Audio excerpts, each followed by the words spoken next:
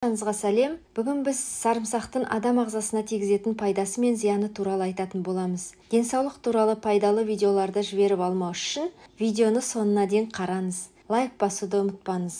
Сарымсақ көнеден келе жатқан дақылдардың бірі. Аспаздық және медицинада қолданыла бастады. Ол сонымен қатар 4000 жыл бұрын Азиядан бізге келді. Ол орталық Азияда, Иранда және Пакистанда өсіріледі. Ол ежелгі мысырлықтардың рационында міндетті түрде қолданылатын өнім болып табылады. Сонымен қатар ауыр жұмыспен айналысатын құлдарға күш беру үшін, аурулардың пайда болуына жол бермеу үшін тамақтандырылған. Көкөністің өткір иісі барлығына бірдей ұнай бермейді. Үндістер оның бағасы мен қасиеттерін емдік мақсатта пайдаланды, бірақ тамақ дайындауда пайдаланбайды. Гректер мен римдіктер де бастапқыда өсімдікті ұнатпады.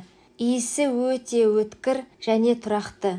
Бірақ біздің дәуіріміздің басында сарымсақ Европаның барлық дерлік елдерінде өсірілді және көптеген халықтардың тағам дайындаудағы сүйікті дәмдеуіштеріне айналды. Салмағы 4 грамм бір түйір сарымсақ құрамында 0,3 грамм ақуыз, 0 грамм май, 0,7 грамм көмірсулар, 4 килокалория, 25 миллиграмм калий бар. Сарымсақтың пайдасы оның шағын мөлшеріне қарамастан көптеген пайдалы микроэлементтер бар. Ол марганец, ковальт, хром және молибденге бай. Сонымен қатар дәрумендерден алынған кальций мен калийдің көп мөлшері бар. Сарымсақ құрамында В6 және В дәрумендерінің көп мөлшері бар. Микробқа қарсы және саңырауқұлақтарға қарсы қасиеттері бар. Сарымсақ бактериялар мен саңырауқұлақтарға қарсы күресу үшін ұзақ уақыт бойы қолданылған.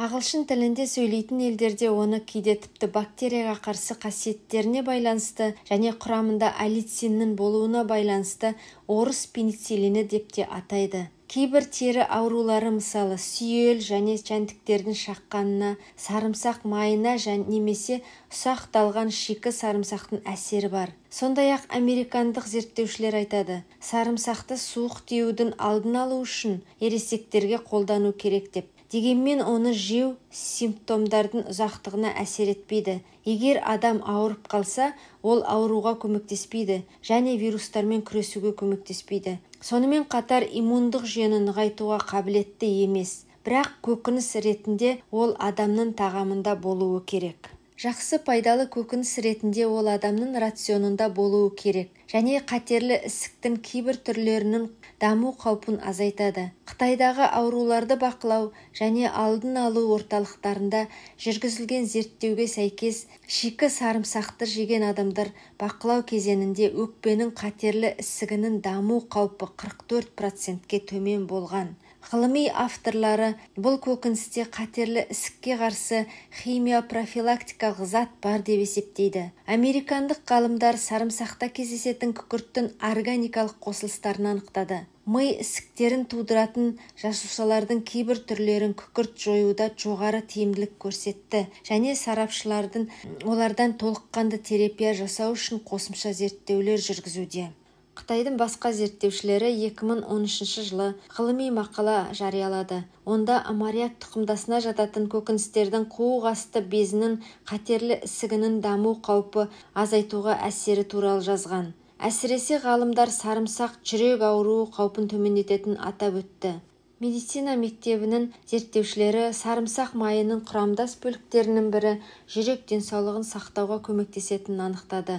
Ал басқа зерттеуде сарымсақ жүрек жеткіліксіздігін емдеуге қолдануға болады деп тапты. Ғалымдар сарымсақ майы диабетпен ауыратын науқастарды кардиопатиядан қорғауға көмектесетінін анықтады. Қант диабетімен ауыратын науқастардың өлімінің негізгі себебі жүрек бұлшықетінің миокардының созылмалы ауруы болып табылады. Сонымен қатар қанның еркін ағуына мүмкіндік беретін қан тамырларын кеңейту қабілетіне байланысты қан қысымы төмендеуі мүмкін. Холестерин мен қан қысымының деңгейін сақтауға көмектеседі. Зерттеулер сарымсақ сығындысының қоспасы қанның құрамын жақсартатынын көрсетті.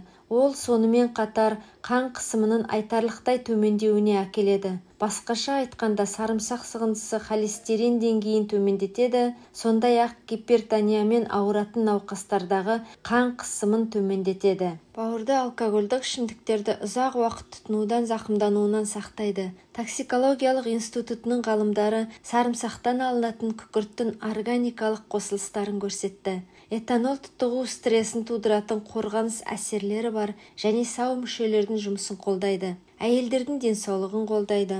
Үндістан ғалымдарының зерттеуі бойынша сарымсақ белгілі бір гормондардың деңгейін жоғарылату арқылы сүйек массасын жоғалуын азайтуға болатындығын көрсетеді.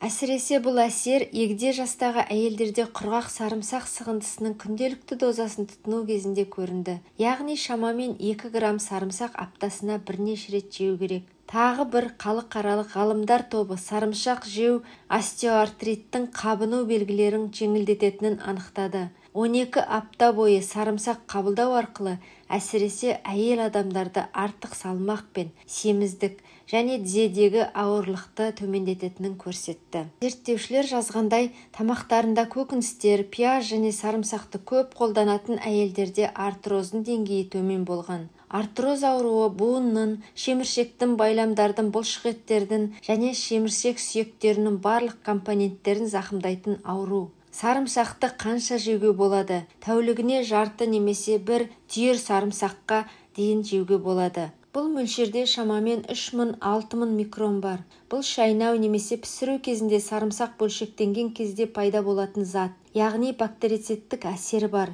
Кейбір диетологтардың айтуынша, ересектер күніне 15 грамм сарымсақ, шамамен 4 түйір жей алады екен. Балалар үшін бұл доза әрине одан да аз болу керек. Дегенмен бұл жемісті шамадан тыс тұтыну денеде жағымсыз реакциялар тудыруы мүмкін екенін есте ұстаған жөн. Сарымсақтың зияны.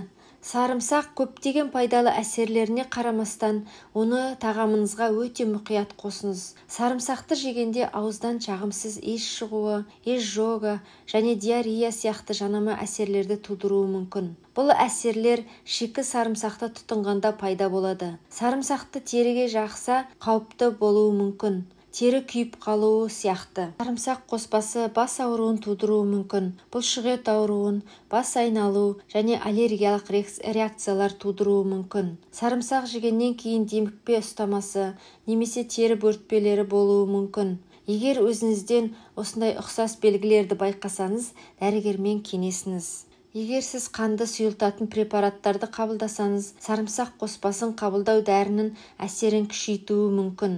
Бұл қанның ұю процесін одан да қиындатады. Міндетті түрде кеңес алыңыз. Сарымсақ қосылған кез келген қоспаларды қабылдамас бұрын дәрігермен кеңесіңіз. Сарымсаққа аллергия әдетте тыныс алу жүйесінде көрінеді. Реакция тіпті құрғақ сарымсақ ұнтағы немесе сарымсақ өнімдерінің иісінен де пайда болуы мүмкін. Сарымсақты қалай таңдауға және сақтауға болады? Сарымсақты таңдаудағы негізгі ереже ол қатты және құрғақ болу керек. Басы үлкен болмау керек. Немесе керісінше өте кішкентай болмауы керек. Орташа мөлшердегі сарымсақ оңтайлы дәмге ие болады. Сарымсақ тез бұзылады және кез келген басқа көкөністер сияқты қоректік заттары аз болады. Оларда қара дақтар немесе сатып алу кезінде шірік белгілері болмауы керек. Сарымсақты сатып алу кезінде құрғақ және таза жерде сақталғанына көз жеткізіңіз. Сатып алғаннан кейін сарымсақты тозаңытқышта сақтап қажет емес. Бұл көкөністі бөлме температурасынан сәл төмен 15-20 градустық температурада сақтаса болғаны. Үйден қараңғы, құрғақ және желдетілген бөлмелерді тауып, сарымсақты сол жерге қойыңыз.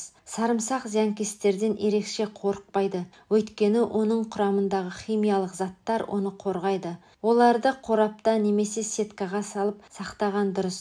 Егер сіз сарымсақты ұзақ уақыт сақтауға жоспарласаңыз, оны алдымен кептіріп алыңыз. Мысалы, қыста мұны пеште 40 градустан аспайтын температурада жасауға болады. Сарымсақтың емдік қасиеттері ішектегі патогенді микрофлорадан арылуға көмектеседі. Ферменттердің секрециясын және асқазан сөлінің бөлінуін жақсартады. Тағамның сіңімділігін жақсартады және метаболизм процестерін жеңілдетеді. Соқыр ішектің қабынуы, іш қату, суық тиюге қарсы иммундық жүйені нығайтады. Мұрынның ағуы, жоғарғы тыныс жолдарының жұқпалы аурулары, оның ішінде тұмау, сіздің сенімді көмекшіңіз болады. Сонымен қатар сарымсақтың белсенді заттары қақырықты жібітіп және оның тез шығуына ықпал етеді.